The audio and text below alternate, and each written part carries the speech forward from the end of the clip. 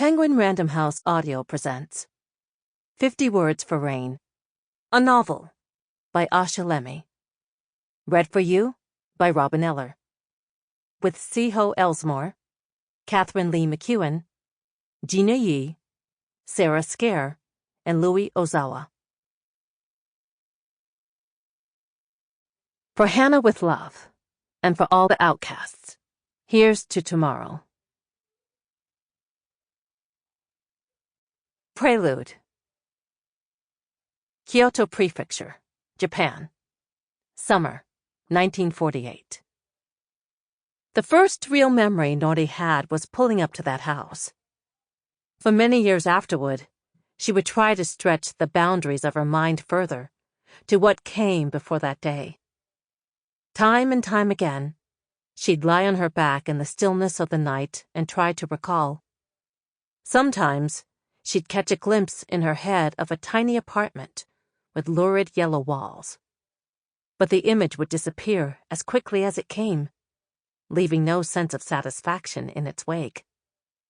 And so, if you asked her, Nori would say that her life had officially begun the day she laid eyes on the imposing estate that rested serenely between the crests of two green hills.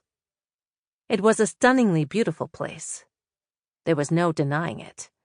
And yet, despite this beauty, Nori felt her stomach clench and her gut churn at the sight of it. Her mother rarely took her anywhere, and somehow she knew that something was waiting for her there that she would not like. The faded blue automobile skidded to a stop on the street across from the estate. It was in the traditional style, surrounded by high white walls. The first set of gates was open, allowing full view into the meticulously arranged courtyard beyond. But the inner gates to the house itself were sealed shut. There were words engraved at the top of the main gate, embossed in gold lettering for all to see. But Nori could not read them. She could read and write her name, Noriko, but nothing else. In that moment, she wished she could read every word ever written, in every language from sea to sea. Not being able to read those letters frustrated her, to an extent she didn't understand. She turned to her mother. "Oka-san, what do those letters say?" The woman seated beside her let out a stifled sigh of frustration. It was clear that she'd been a great beauty in her day. She was still gorgeous, but her young face was beginning to reflect the toll life had taken on her. Her dark, thick hair was bound behind her head in a braid that kept attempting to unravel. Her soft gray eyes were cast downwards. She would not meet her daughter's gaze. "Kamiza," she answered at last. "It says Kamiza." "But that's our name, isn't it?" Nori chirped. Her curiosity immediately piqued. Her mother let out a strangled giggle that made the hair on the back of Nori's neck stand up. The driver of the car, a man Nori had never seen before this morning, shot them a startled glance in the rearview mirror. "Yes," she responded softly, eyes alight with a strange look that Nori's limited vocabulary did not have the means to name. "That is our family name. This is where my mother and father lived, child. Your grandparents." Nori felt her heartbeat quicken. Her mother had never before made any mention of relatives or family. Indeed, the two of them had drifted along in solitude. So long it seemed strange to Nori that they could actually be anchored to a tangible place. "Did you live here once, Oka-san?" "Once," her mother said dryly. "Before you were born. A long time ago." Nori scrunched her face up in a frown. "Why did you leave?" "That's enough questions now, Noriko. Get your things. Come." Nori obeyed, biting her lip to refrain from inquiring further. Her mother did not like questions.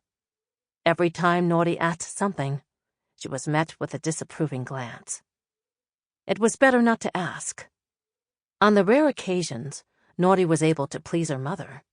She was given a dry half-smile in return. Sometimes, if she was especially good, her mother would reward her with some candy or a new ribbon.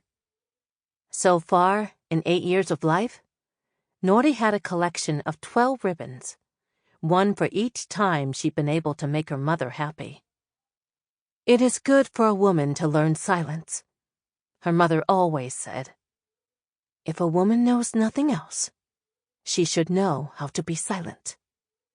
Nori stepped onto the pavement, checking to make sure she had all of her things. She had her little brown suitcase with the straps that were fraying apart, and her purple silk ribbon tied around the handle. She had her blue satchel with a silver clasp that she had gotten for her last birthday. And that was all she had. Not that Nori thought she needed much more than that.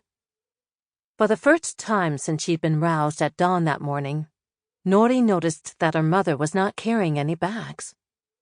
The woman stood as if her pale pink satin slippers were rooted to the unnaturally white sidewalk. Her bright eyes were fixed on a spot Nori could not follow. Nori took note of what her mother was wearing.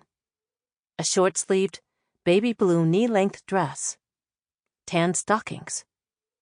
Around her neck, she wore a petite silver cross with a little diamond in the center. She had her hands clasped in front of her chest, so tightly that tiny blue veins had become visible beneath the delicate skin. Nori reached out a hesitant hand to touch her mother's arm. "Oka-san?" Her mother blinked rapidly and unclasped her hands, arms falling to swing limply at her sides. Her eyes, however, did not move from their perch. "Noriko?" she said, with such unusual affection saturating her tone that it left Nori in near disbelief. "I want you to make me a promise." Nori blinked up at her mother, doing her best to look pretty and obedient, and all that her mother would have her be.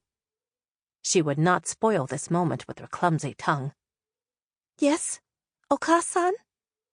"Promise me you will obey." The request caught her off guard.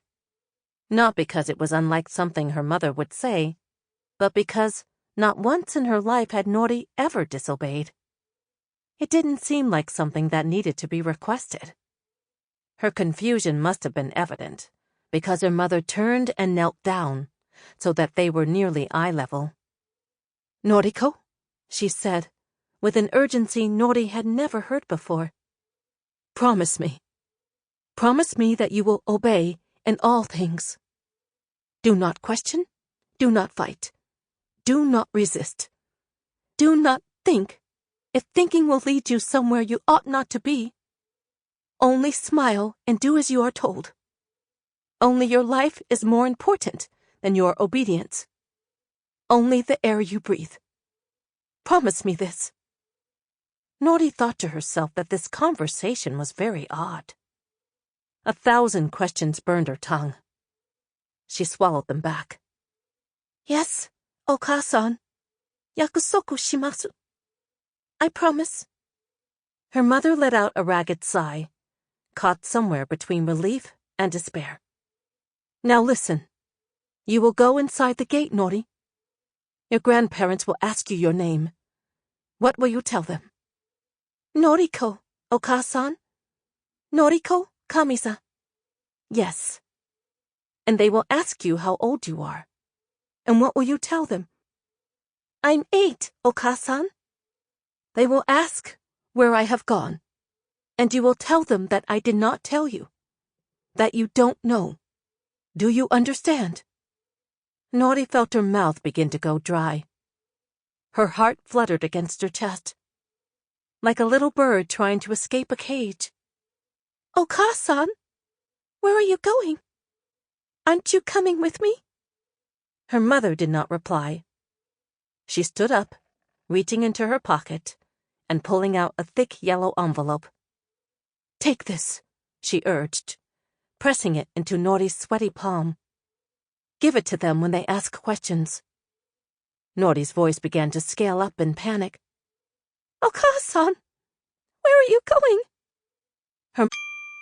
Sample complete. Ready to continue?